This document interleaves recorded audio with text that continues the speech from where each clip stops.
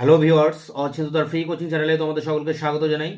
আজকের এই ভিডিওটিতে তোমরা যারা ক্যালকাটা ইউনিভার্সিটিতে বিএ পলিটিক্যাল সায়েন্স জেনারেল বা পাশে 6 সেমিস্টারে পড়ছো, তোমাদের যে ডিএসসি B2 পেপারটি রয়েছে হিউম্যান রাইট বা মানবাধিকার, এই পেপারটির একটি গুরুত্বপূর্ণ প্রশ্ন 2024-এর সাজেশন অনুযায়ী ভারতের মানবাধিকার সম্পর্কে আলোচনা করো।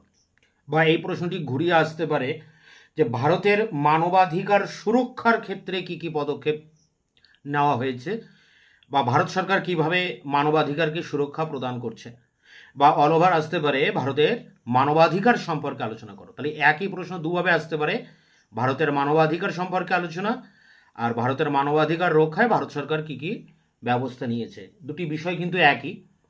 তো এই প্রশ্নটির উত্তর নিয়ে আজকের এই ভিডিওতে আলোচনা করব। দেখো, তোমাদের এই পেপারের একাধিক প্রশ্নের উত্তর আমার চ্যানেলে ইতিমধ্যে আপলোড করা হয়ে গিয়েছে, তার লিঙ্ক দেওয়া থাকবে ভিডিও ডেসক্রিপশন বক্সে, তোমরা ভিডিওগুলো অবশ্যই দেখে নিও। এছাড়া যে আরও দুই একটি প্রশ্নের উত্তর এখনও বাকি আছে, খুব দ্রুত আমি তার উত্তর তোমাদের সামনে এনে হাজির করব। তাই তোমরা অবশ্যই চ্যানেলকে সাবস্ক্রাইব করে রাখবে, বন্ধুদের কাছে শেয়ার করবে, নিজেদের মতামত জানাবে কমেন্ট সেকশনে, এবং ভিডিওটি ভালো লাগলে অবশ্যই লাইক দেবে। তো চলো শুরু করি। দেখো, এই প্রশ্নের উত্তরটা তোমরা যেভাবে লিখবে, অষ্টাদশ শতক থেকে ভারতে মানবাধিকার রক্ষার ক্ষেত্রে শোষিত মানুষের প্রতিবাদী আন্দোলন শুরু হয়। 19 শতকে ব্রিটিশ আমলে যেসব কৃষক বিদ্রোহ হয়েছে সেগুলি ছিল নিপীড়িত কৃষকদের অধিকার রক্ষার আন্দোলন। বৃহত্তর অর্থে বিংশ শতকের বিভিন্ন শ্রমিক আন্দোলন, নারী আন্দোলন ও নয়া সামাজিক আন্দোলন মানবাধিকার রক্ষার আন্দোলন। এইসব আন্দোলনের বিষয় ছিল ভিন্ন ভিন্ন, কৌশল ও নেতৃত্বের প্রকৃতিতে পার্থক্য ছিল, কিন্তু ওই সব প্রতিবাদী আন্দোলনই মানুষের অধিকার প্রতিষ্ঠার জন্য আন্দোলন। প্যারা করে দেখো, জাতীয় আন্দোলনের মূল ধারণাটির সঙ্গে যুক্ত হয়েছিল মানবাধিকার প্রতিষ্ঠার আন্দোলনের ধারা। 1918 সালে ব্রিটিশ পার্লামেন্টে পেশ করার জন্য একটি ঘোষণাপত্র প্রস্তুত করা হয়, যাতে দাবি ছিল বাক স্বাধীনতা, মতামত প্রকাশের স্বাধীনতা, সমবেত হওয়ার স্বাধীনতা, জাতিগত বৈষম্য থেকে মুক্তি ইত্যাদি। 1931 সালে করাচি সম্মেলনে কংগ্রেস মৌলিক অধিকারের একটি প্রস্তাব গ্রহণ করে এবং 1936 সালে জওহরলাল নেহেরু ভারতে প্রথম পৌর স্বাধীনতা সংগঠন গড়ে তোলার উদ্যোগ গ্রহণ করেন।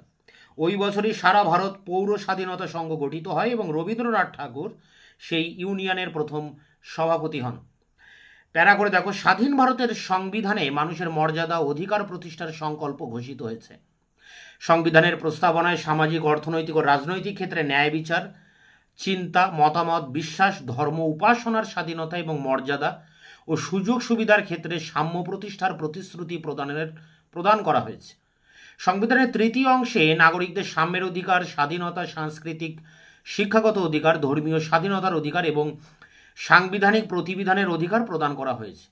তাছাড়া চতুর্থ অংশে অর্থনৈতিক, সামাজিক, আইন ও শাসন ব্যবস্থা সংক্রান্ত বিষয়ক এবং আন্তর্জাতিক সম্পর্কের আদর্শ সংক্রান্ত নীতিসমূহ ঘোষিত হয়। এছাড়া 326 নম্বর ধারায় সর্বজনীন প্রাপ্তবয়স্কের ভোটাধিকার স্বীকৃতি লাভ করেছে। সর্বোপরি সংখ্যালঘু ও তফসিলি জাতি উপজাতিগুলির জন্য কতগুলি বিশেষ অধিকার প্রদান করা হয়েছে।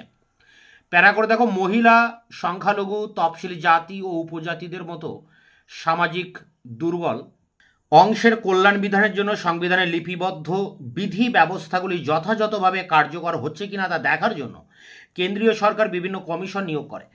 এগুলির মধ্যে বিশেষ উল্লেখযোগ্য হল সংখ্যালঘুদের জন্য জাতীয় কমিশন, মহিলাদের জন্য জাতীয় কমিশন এবং তফসিলি জাতি উপজাতিদের জন্য জাতীয় কমিশন। 1993 সালে মানবাধিকার রক্ষা আইন প্রণীত হয়। এই আইন অনুসারে ওই বছরেই জাতীয় মানবাধিকার কমিশন গঠিত হয়।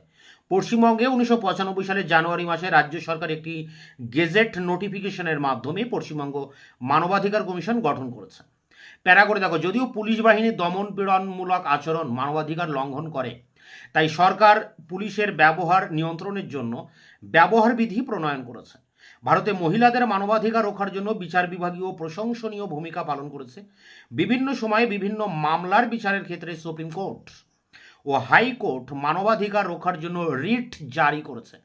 এরপরে দেখো শেষ প্যারা, ভারতের বিভিন্ন স্বেচ্ছাসেবী সংগঠন মানবাধিকার রক্ষার ক্ষেত্রে বিভিন্ন অতি গুরুত্বপূর্ণ দায়িত্বশীল ভূমিকা পালন করেছে। দিল্লি, কলকাতা, মুম্বাই ও অন্যান্য শহরে ও রাজ্যে বিভিন্ন স্বেচ্ছাসেবী সংস্থা ও নাগরিক সংগঠন মানবাধিকার সংরক্ষণের জন্য কাজ করেছে। বিভিন্ন শহরে বস্তিবাসী শিশুদের শিক্ষাদান, অনাথ শিশুদের রক্ষণাবেক্ষণের কাজে দেশের বহু স্বেচ্ছাসেবী সংস্থা নিযুক্ত। তাছাড়া দেশের রামকৃষ্ণ মিশন, ভারত সেবাশ্রম সংঘ, খ্রিস্টান চার্চগুলি ও অন্যান্য ধর্মীয় সংগঠন বঞ্চিত শোষিত মানুষের আশ্রয়, চিকিৎসা, বৃত্তিমূলক শিক্ষা, বালক বালিকাদের জন্য শিক্ষার ব্যবস্থা করে মানবাধিকার প্রতিষ্ঠার জন্য কাজ করেছে বা এখনও করে চলেছে।